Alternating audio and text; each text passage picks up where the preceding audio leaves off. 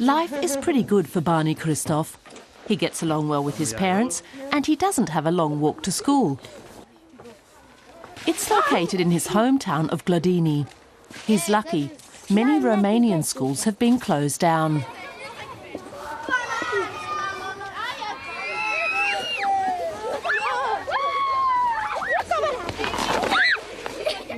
But there are some things about Barney's school that he doesn't like.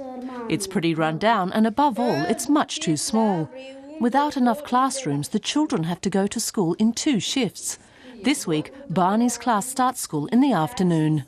It's very hard on the children to come 1 week in the morning and 1 week in the afternoon. They're distracted and tired. It affects me as a teacher as well. Everything gets all mixed up. The principal wants to expand the school, adding 10 new classrooms. The European Union is supposed to fund the expansion, and the school hired a private company to take care of the complicated paperwork demanded from Brussels. It worked. The EU made funds available, but the school is still waiting for the 1.6 million euros. There's a great need for EU funding here in our region. Our community has put in numerous bids, but we still haven't seen any money. Don't ask me where, but somewhere there's a bottleneck. The consulting firm is hardly surprised by the delay. It says EU funding that actually arrives in Romania is the exception rather than the rule. Politics determines how money coming to Romania is distributed. If you have no ties to a governing party or to the ministries involved, you don't have a chance.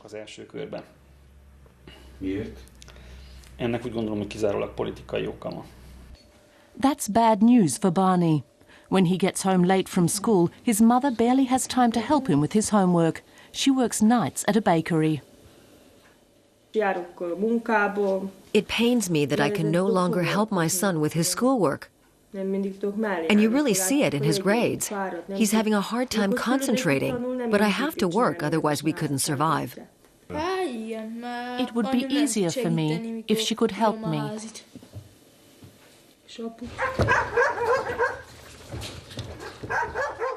After doing his homework, Barney helps out his father, who runs a farm. The farmer has also tried his luck with EU subsidies. He wanted to buy a tractor and a couple of heads of cattle, but nothing came of it. You can't beat the bureaucracy. You have to put on shoes with very thick soles if you want to go down that road.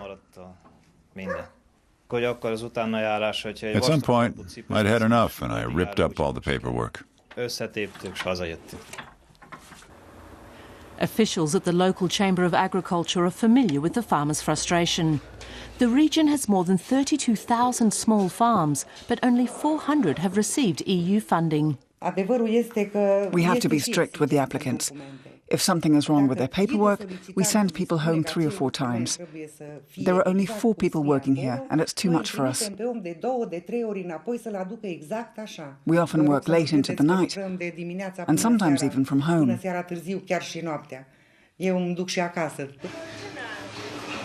Barney's mother would be happy if some of the money from Brussels ended up with her employer, the local baker. That would benefit her as well. The outdated machines used in the bakery are falling apart and can even be dangerous.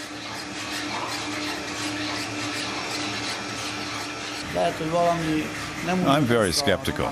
To get funds, you have to contribute your own capital, and I'd have to take a bank loan for that. But if the EU once again blocks funding for Romania because of corruption, I'm left sitting on a pile of debt. This has happened to several friends of mine who went bankrupt. Zsuzsa Christoph finds the whole thing absurd. She had expected more from Romania's membership in the European Union.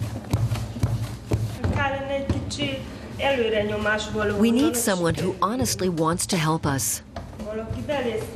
Someone who can explain everything to us. We're all simple people around here.